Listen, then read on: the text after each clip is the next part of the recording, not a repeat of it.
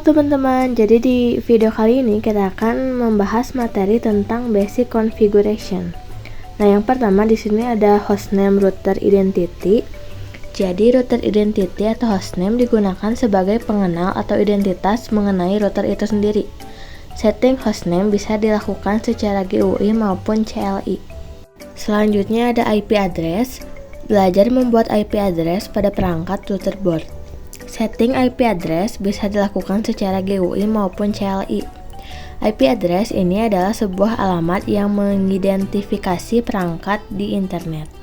Nah, di sini ada perintah-perintah IP address melalui CLI.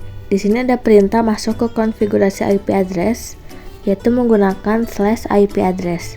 Lalu di sini juga ada perintah melihat konfigurasi IP address menggunakan /IP address print. Di sini juga ada perintah lain di konfigurasi IP address. Yang pertama itu ada perintah add untuk menambah IP address, perintah remove untuk menghapus IP address, perintah disable untuk mematikan IP address, dan terakhir ada perintah set atau edit untuk memodifikasi IP address. Contohnya di sini tuh untuk perintah menambahkan konfigurasi IP address. Yang pertama itu dengan /IP address lalu enter. Selanjutnya ketik add address sama dengan masukin IP kalian. Contohnya di sini ada 192.168.100.1/24. Lalu setelah itu kita ketik interface-nya ada di Ethernet berapa. Kalau kita mau memverifikasi atau mau melihat IP address yang udah kita konfigurasi, kalian tinggal masuk ke perintah /IP address print. Nanti di situ bakal kelihatan IP address-nya yang udah kita konfigurasi sebelumnya. Untuk selanjutnya, perintah untuk menghapus konfigurasi IP address. Sebelum menghapus IP address, lakukan pengecekan list nomor urut IP dulu. Di situ ada perintah /IP address print.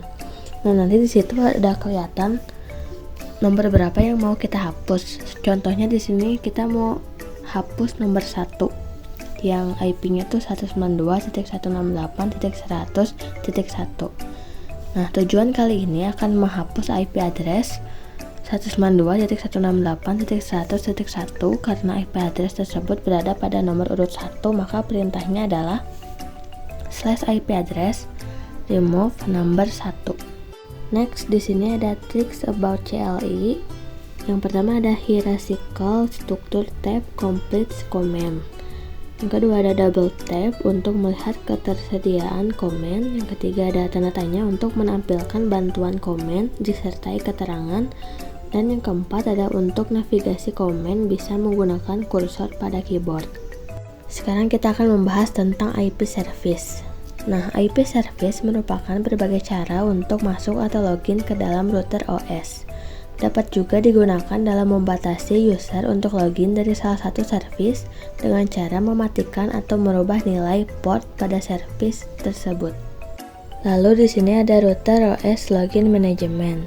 Router OS login management digunakan untuk mengatur siapa saja yang diizinkan masuk ke dalam router.